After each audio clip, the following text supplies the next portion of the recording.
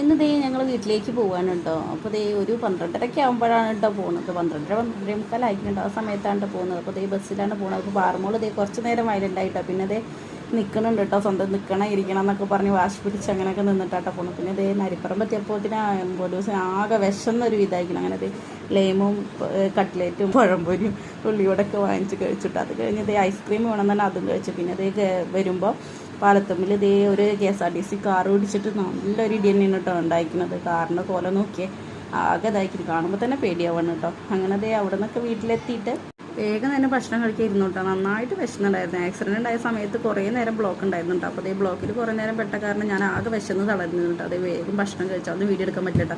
പിന്നെ ഞാൻ അന്ന് വന്നത് തന്നെ ഏട്ടനും വൈഫൊക്കെ ഗൾഫിൽ പോകാണ്ട്, അത് കാരണം വന്നതായിരുന്നു കേട്ടോ. അങ്ങനെ ദേ അവർ യാത്രയിൽ പറഞ്ഞു കേട്ടോ. പൊന്നൂസ് അവരെ കൂടെ പോയിട്ടുണ്ട് കേട്ടോ. ഇന്നത്തെ പൊറാട്ടയും ചിക്കൻ കറി ചെയ്യുന്നുണ്ട്. അപ്പോൾ ഞാനിന്ന് കഴിക്കട്ടെ. പറമ്പുള്ള ദേ അപ്പുറം അച്ഛൻ്റെ അടുത്ത് പോയിരുന്ന് കഴിക്കട്ടെ. അപ്പോൾ നമ്മുടെ ഇന്നത്തെ കുഞ്ഞുകൂടി എത്രയുള്ള വീഡിയോ ഇഷ്ടമുള്ള ചാനൽ സബ്സ്ക്രൈബ് ചെയ്യണേ.